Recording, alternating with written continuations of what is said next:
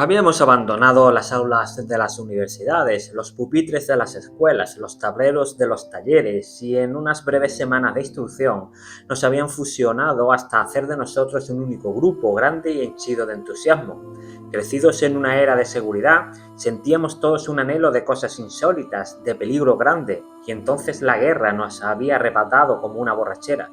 Habíamos partido hacia el frente bajo una lluvia de flores, en una embriagada atmósfera de rosas y sangre. Ella, la guerra, era la que había de aportarnos aquello, las cosas grandes, fuertes, espléndidas. La guerra nos parecía un lance viril, un alegre concurso de tiro celebrado sobre floridas praderas en que la sangre era el rocío. ¿Qué tal estáis? Soy Héctor, ya sabéis que ando casi todo el día leyendo, dejándome la vista para hacer los resúmenes de calidad de grandes obras de la literatura universal española y algún que otro ensayo. Hoy os traigo Tempestades de acero, de Ernest Junger. Es un libro basado en el periodo en el que Junger fue soldado, fue luego ascendido a sargento y a más cargos. Y bueno, como os comentaba, es un libro basado en la experiencia de Junger en la Primera Guerra Mundial. Ernest Junger nació en 1895 y murió en 1998. Soldado y después oficial del ejército alemán, erudito, apasionado de la zoología, Junger escribió novelas, ensayos y también una formidable obra memorialística que lo han convertido en uno de los testigos más lúcidos e interesantes de nuestro tiempo.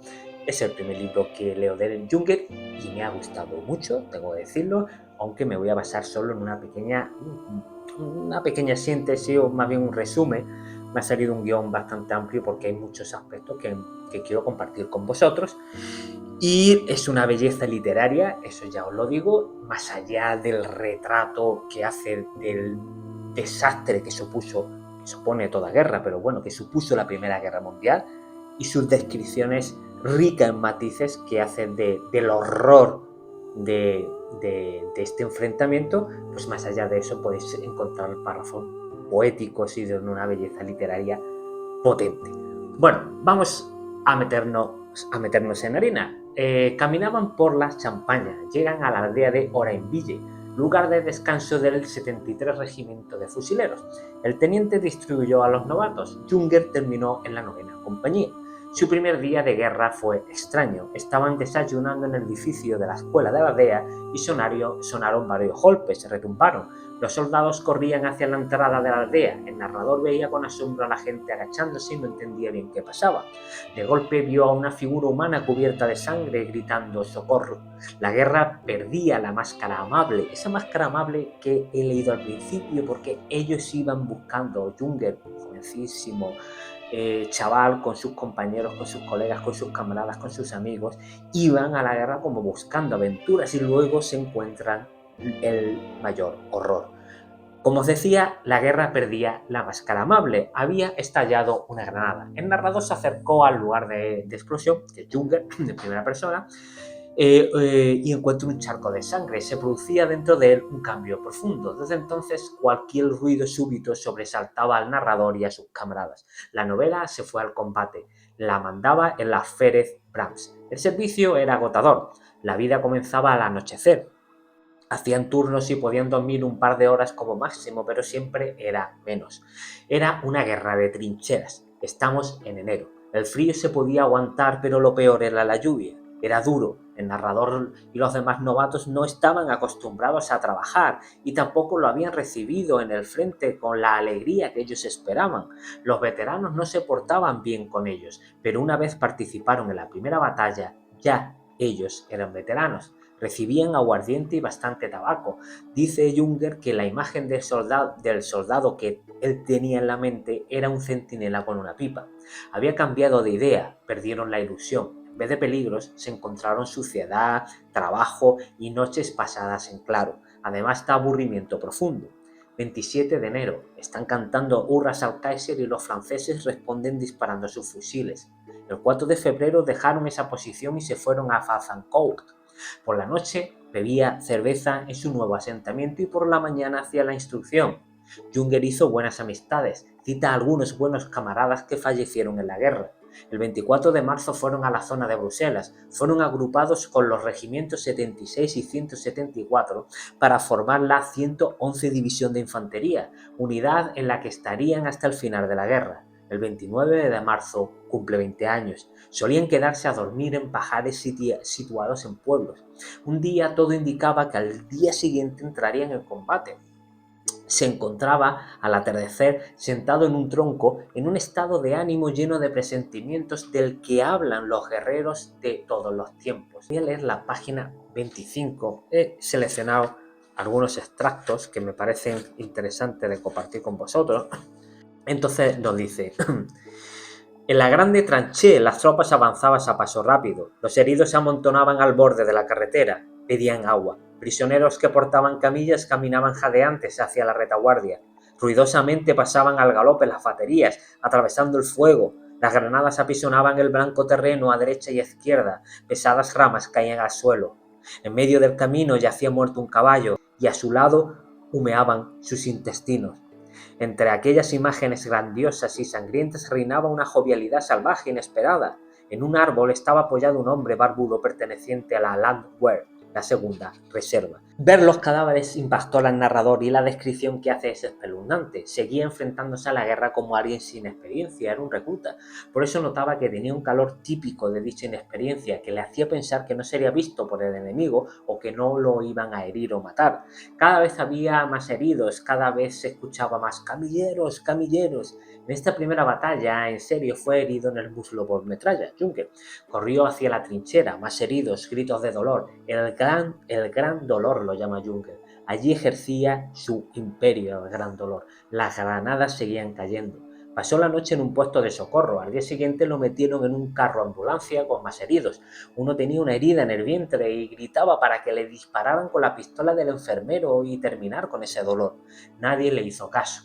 La idea es que cogiera un tren ambulancia y fuese a Alemania. De camino en el tren, viendo el paisaje, le inunda a Juncker un amor a la patria. Merecía la pena derramar la sangre por esa patria. Esa guerra era algo más que una aventura. Tras un tiempo fue ascendiendo a sargento. En septiembre de 1915 se reincorporó a su regimiento. Como jefe de un pequeño destacamento de reserva llegó hasta Douchy. Allí se levantó una especie de ciudad militar. A una hora de camino estaba Monchy-aux-Bois, la aldea de la que se hallaban acantonadas las dos compañías de reserva de su regimiento. Juncker nos describe las trincheras, de qué se componían y para qué sirve cada uno de sus elementos. Fue asignado a la sexta compañía. Al poco tiempo marchó a la trinchera al mando de un pelotón. Nada más llegar recibieron minas lanzadas por los ingleses. La jornada en la trinchera también tenía su organización. Empezaba a oscurecer. Avanzar por las trincheras, por los sectores en los que no hay nadie apostado y solo pasan las patrullas, te inunda de cierta frialdad espiritual, aún más cuando pasas la alambrada, ese terreno tan peligroso. Llueve, hiela, lo pasan mal. Mientras estás ahí, uno piensa en otras cosas, mira la luna y recuerda días bellos y agradables pasados en casa, o se imagina la gran ciudad que queda lejos, gente saliendo a esas horas de los cafés. A veces escucha al enemigo trabajar en sus alambradas y dispara hacia allí hasta vaciar el cargador. También ellos montan alambradas por la noche y también tienen heridos. A algunos la guerra les divertía por momentos, buscaban formas ingeniosas de lanzar granadas a los enemigos o ponían campanas en las alambradas para poner nerviosos a los enemigos. Juncker nos describe la vida en el sector C. También en la posición había horas hermosas, como refugiarse en las toscas paredes, como en el oeste, fumar, leer y oler el olor de las tostadas que hacían los soldados. Todos los miembros del sector C eran un grupo cohesionado. Estamos en octubre de 1915. Nos relata cómo cazan ratas y otros animales, cómo pasa el tiempo, hasta que llega noviembre del mismo año. Hay muchas escenas de hombres heridos y muertos. Un soldado de la tercera reserva, casado y con 5 hijos, recibe un balazo en la cabeza. Sus compañeros disparan con ahínco hacia el enemigo y lloran de rabia. El enemigo inglés que ha disparado es ahora un enemigo personal. A finales de noviembre, Juncker fue ascendido a alférez. Su pelotón se va 2 semanas a Queant. Su jefe, un capitán de caballería, se llamaba a sí mismo el rey de Queant y andaba siempre achispado por la cerveza. Junger fue enviado a la segunda compañía. Al volver al frente se encontró las trincheras inundadas y en muy mal estado. En un momento en el que dispararon a uno de sus hombres, Junger pidió hablar con un oficial del bando enemigo. Eran ingleses. Habló en inglés y en francés. Junger dice que en la guerra ha aspirado siempre a contemplar sin odio al adversario, a apreciarlo como un hombre de acuerdo con su valor. Se ha esforzado en buscarlo en la lucha para matarlo y no esperaba otra cosa del enemigo, pero nunca pensó que fuera un ser vil. Cuando más tarde cayeron prisioneros a su cargo, intentó siempre que recibieran un buen trato. Estamos a finales de enero de 1916. Muchos fueron heridos por manipular el propio material explosivo. A principios de febrero, una batería enemiga que disparaba de forma intermitente les causó varias bajas. Junger estaba a diario en su escritorio fumando y leyendo. Quedaba con otros oficiales. Esos momentos de camaradería les hacía olvidar por momentos la suciedad y la muerte del frente. La guerra de posiciones se alargaba. Nos detalla a la perfección cómo estaba diseñada la trinchera. En abril, un fusilero fue herido en la cabeza por los cascos de una bala de fusil. Esa herida era muy común, ya que la munición inglesa se fraccionaba al menor choque.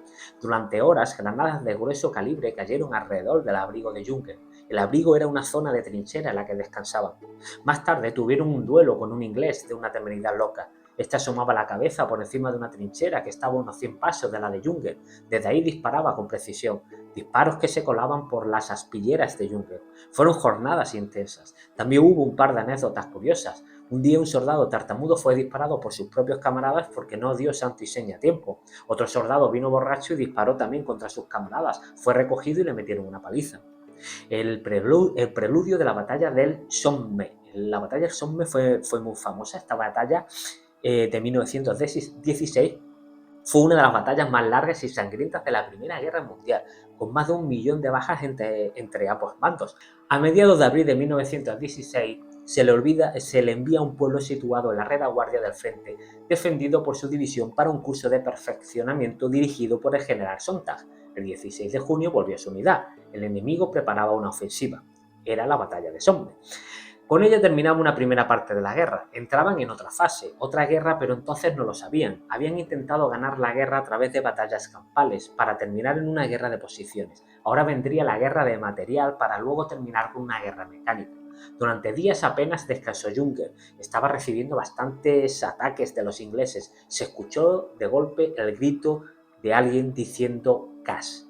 Gas. Se puso la máscara. Era cloro. Avanzaba Junger y se metió en la niebla de gas. Se le empañó el cristal. Veía animales muertos por el cloro. Se vio en mitad de un fuego de artillería del que salió por los pelos. En la trinchera los soldados limpiaban armas y sables que se habían oscurecido por el cloro. Otra noche los atacaron con fosgeno. Una mañana cogieron a un inglés, un chaval rubio y alto. Junger pensó que qué pena tener que matar a tipos como este. Junger tenía ya varias heridas. Nos describe cómo saltaba en un agujero de mina para resguardarse y escuchaba las balas como si fuera un enjambre de abejas pasar por su cabeza. En agosto regresó a casa, pero le obligaron a incorporarse al frente de nuevo. De camino a la batalla vio a 3 chicas y esa imagen se le quedó grabada a largo tiempo. Con otros oficiales tomaba café y charlaba. Junger pensaba que las posiciones dejadas para defender a estos hombres no serían abandonadas hasta que todos ellos cayeran, como efectivamente pasó. Os voy a leer un párrafo en la página 98. Estamos ante unas ruinas de un pueblo. Por encima de ellas, de las ruinas, flotaba un espeso olor a cadáveres. Tan violento era el fuego que nadie se preocupaba de los caídos. Era cuestión de vida o muerte el lanzarse a correr, y cuando noté mientras corría aquel tufo, apenas me sorprendió, formaba parte del lugar. Por lo demás, aquel hálito pesado y dulzón no resultaba tan solo repugnante, mezclado como estaba con los acres humos de los explosivos, generaba también una excitación casi visionaria, que solo la máxima cercanía de la muerte es capaz de producir. Como consecuencia de los ataques, era un paisaje de espanto, olía a cadáveres, los edificios, pues muchos de sus moradores quedaron sepultados y, bueno, se encontró incluso una niña en un charco rojo. En calas se iluminaban con un resplandor siniestro, les dolían oídos y cabeza y hablaban a gritos. La capacidad de pensar y la gravedad parecían anulados. Un suboficial se volvió loco. Nos relata cómo avanzaban por una zanja con cadáveres por todos lados. De noche, algunos caían de cansancio y los amenazaban para que se levantaran. Los heridos caían también, pero a estos nadie le hacía caso. Y siempre un olor dulzón. La aldea de Guillermont había quedado destruida. El bosque estaba hecho astillas, todo lleno de soldados muertos. Un avión empezó a volar sobre ellos y se escondieron en el refugio. Empezó a caer un ataque de batería, proyectiles gruesos empezaron a llover. El combate seguía. Junger tuvo que hacer uso de su autoridad para enviar a 2 centinelas a su posición, pero claro, él estaba en el lugar más peligroso de todos y se goza de máxima autoridad. Si brillaba una bengala, Junger veía un casco de acero junto a otro casco de acero, un machete junto con un machete. Eso le dio un sentimiento de invulnerabilidad. Podían ser aplastados, pero no vencidos. Abatieron a 2 ingleses extraviados. En ese infierno era imposible coger prisioneros. Junger fue a un edificio que estaba lleno de objetos artísticos y bellos. Junger tuvo ganas de coger alguno, pero pasaba como con Robinson Crusoe y la pepita de oro. Nada de eso tenía valor allí en la guerra. También se encontró una edición antigua del Quijote. Todo eso estaba condenado a la destrucción. A Junger le hirió un shrapnel, le hirió en la pierna. Lo llevaron a un edificio en San Quintín. En ese hubo 14 días en el hospital y otros tanto de permiso en casa. Luego se incorporó a un regimiento. El 12 de noviembre fue a primera línea. Regresó a través de bosques sin nombres y se encontró una llanura sin hombres. Esto en la guerra es sospechoso. Un soldado salió y le disparó en las piernas. Se arrojó a un embudo, que eran como los cráteres creados por las bombas. Cojeando buscó un puesto de socorro. De camino se encontró a otro soldado que lo paró para hablar. Justo después una granada cayó en el camino. Si no se llega a parar, Junger hubiera muerto. En la guerra las pequeñas circunstancias son las que determinan la suerte. Este episodio de la granada no le parece a Junger casual. Terminó en un hospital. Todas las calamidades de la guerra se concentraban en aquel hospital, en la sala de operación. Amputaciones, trepanaciones, gangrena, muertes. A los 14 días se volvió a incorporar. El general Sontag le puso la cruz de hierro de primera clase. 5 de marzo de 1917, de madrugada, una patrulla enemiga se acercó a la posición de Junger. Fueron corriendo y lanzaron granadas. La patrulla huyó, pero quedaron tirados 2 hombres. Uno de ellos, por los documentos incautados, se llamaba Stokes. Tenía una agenda llena de direcciones de chicas de Londres y esto conmovió a Junger. Los enterraron con cruces y pusieron su nombre. Consideraban a los ingleses gentes viriles y audaces. Se iban quedando en casas, los soldados Junger se iban quedando en casas de los pueblos que se iban encontrando y a veces incluso había gente viviendo allí.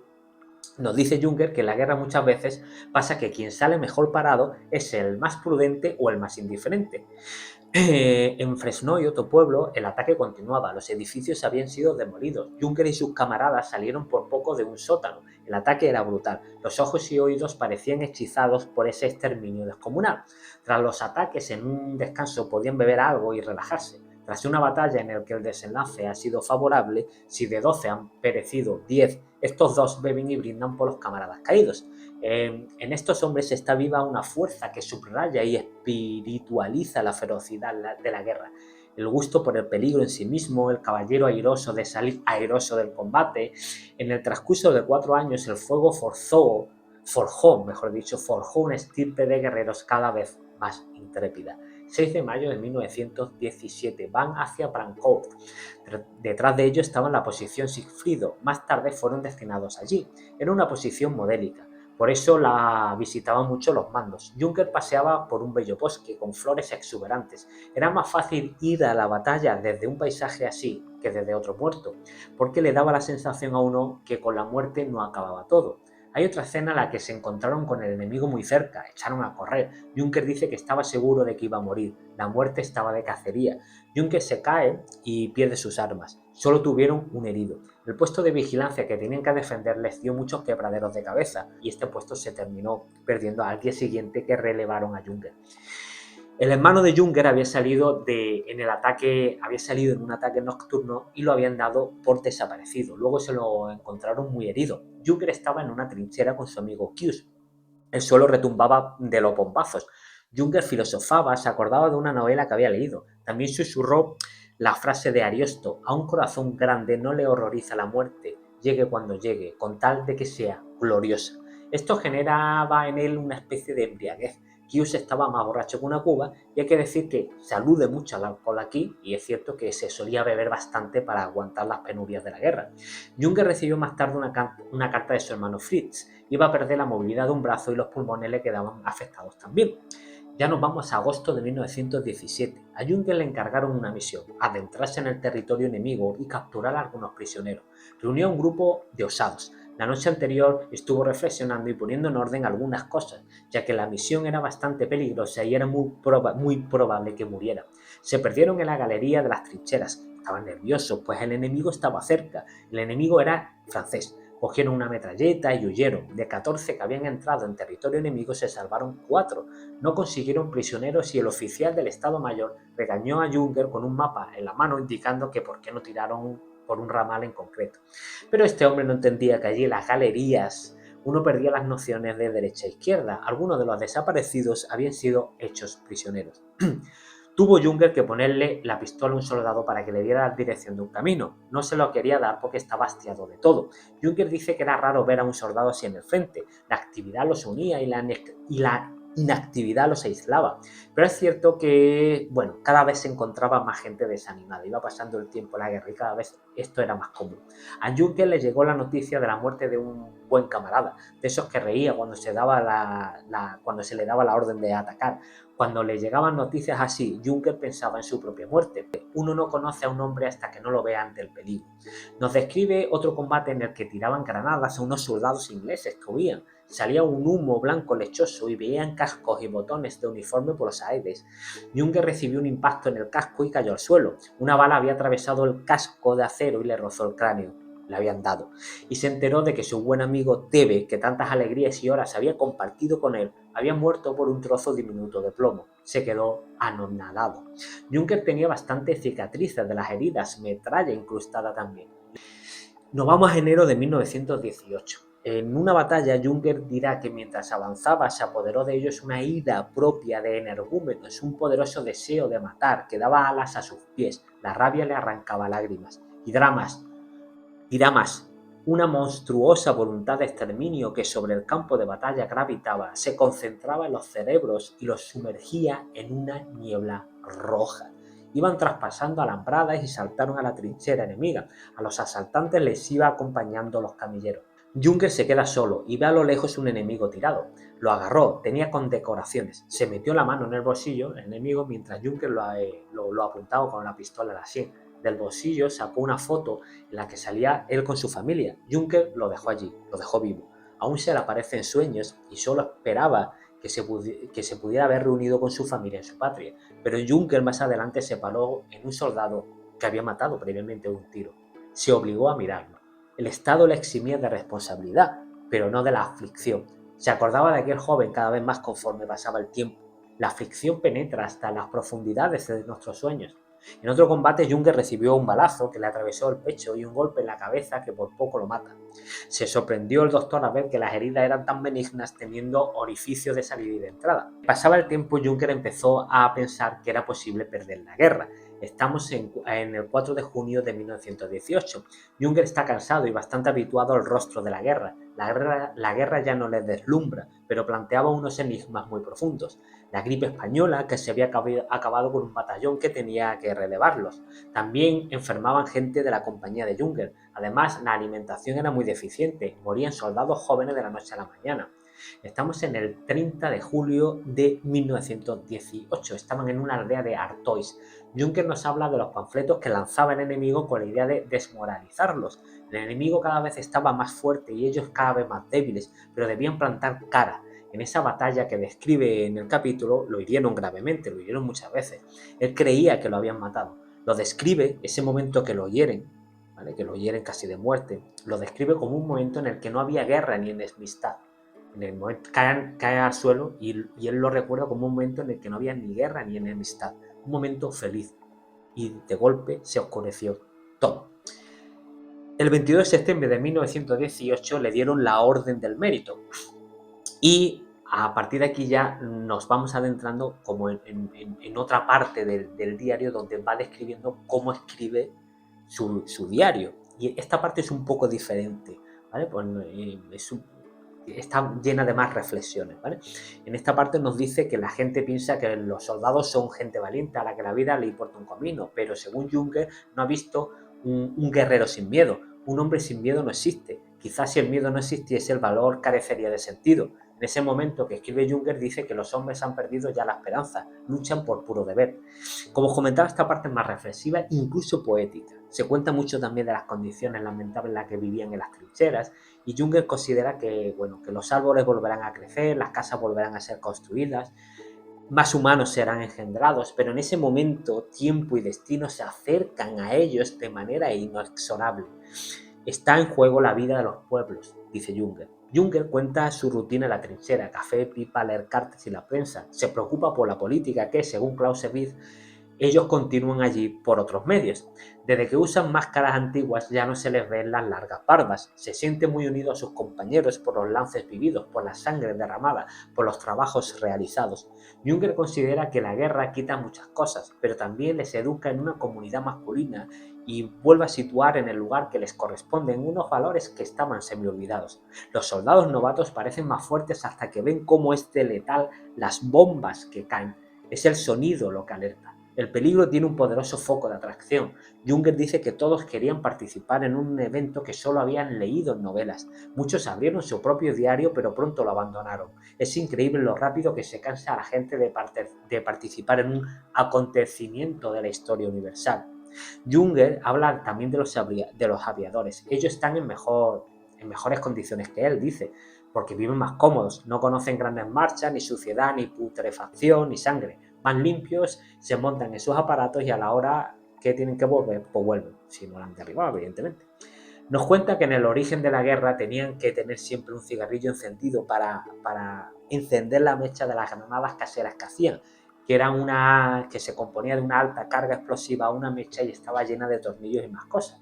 También nos cuenta de que cuando muere un caballo, pues no aprovechaban la carne para comer. Y el último capítulo se titula El estallido de la guerra de 1914 y bueno, aquí Junger nos cuenta como momentos antes, días, semanas antes de que arrancara la guerra y que él se fuera a la Primera Guerra Mundial. Y nos comenta Junger que seguramente si no hubiera estallado la guerra, pues se hubiera ido a otro país a buscar, bueno, aventuras en cierta manera. Era gente muy joven y ellos pensaban que esto era una especie de momento histórico que les traería grandes vivencias y se encontraron con ese horror. Pero de todas formas también Junger tenía momentos, y lo describe aquí en el libro, místicos, momentos de que en esa destrucción, en esa lucha por la patria, dice él, había escenas en el que él entraba casi como en trance, en una especie de trance místico. Y eso también lo cuenta, esa camaradería, esa comunidad que tenían con sus camaradas, que prácticamente pues, fueron muriendo uno a uno o en grupos, y él mismo fue herido muchísimas veces, se salvó por muy poco. Bueno, Ernest Junger, Tempestades de Acero. Si lo habéis leído, por favor, dejadme un comentario qué os pareció este libro. Si queréis, tengo también Sin Novedad en el Frente de Eric María Remarque, por leerlo, y decidme si queréis que perdón, si queréis que traiga al canal más libros sobre conflictos bélicos, sobre la Primera Guerra Mundial, la Segunda Guerra Mundial, pues me lo comentáis. Y si os gustó el libro, pues también me lo decís. Si te ha gustado el vídeo, por favor te pido un like, repartid vuestro amor compartiendo este vídeo con amigos y familiares y por favor suscribíos al canal si no lo habéis hecho ya. Muchas gracias y hasta el próximo vídeo.